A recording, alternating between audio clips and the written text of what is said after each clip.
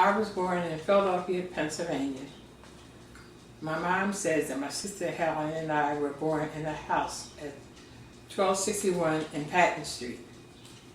And then when I was 9 years old, my mom moved to 2708 Latona Street.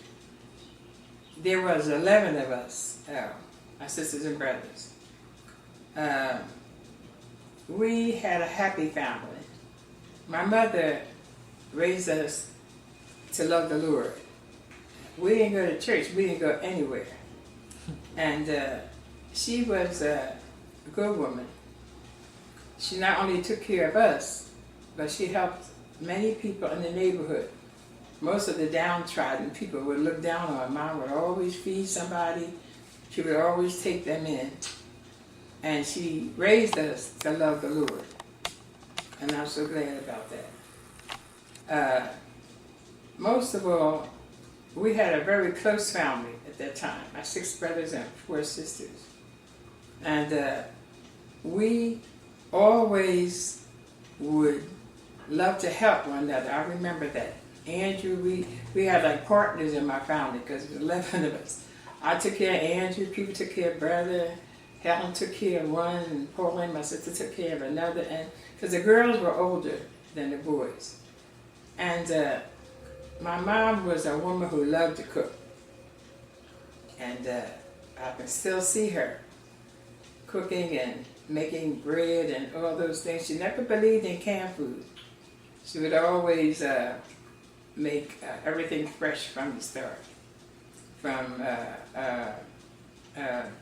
biscuits to cornbread and gingerbread, all those good things. I never remember having a hungry day when I was young.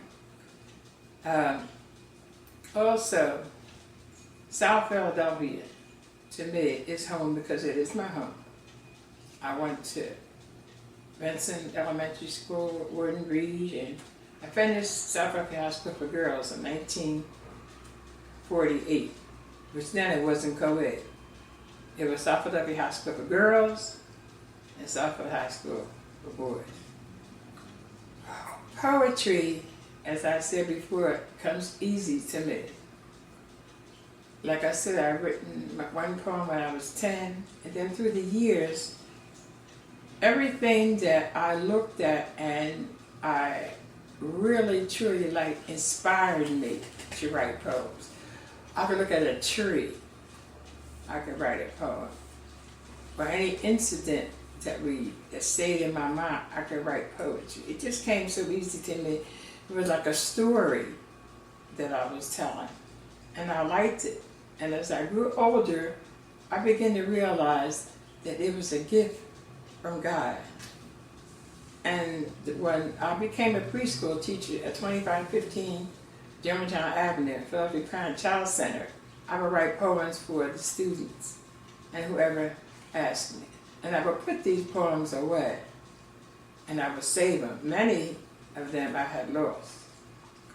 I think when I found out that I could write poems, it was a joy to me because I could express myself and what I saw and what I felt.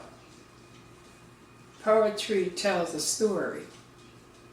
It lets someone know that something is happening in your poems. You're describing it. And when you describe it, it becomes really a part of your heart and a part of your soul. Poetry and words are interesting to someone's heart. It could help them.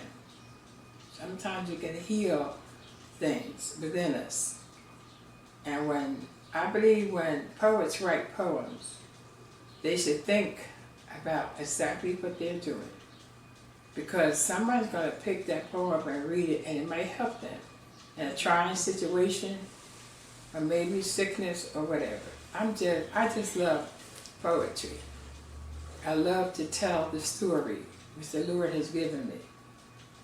And that's why I said in my book, I pray that my poems make a difference in someone's heart, in someone's life, in someone's situation.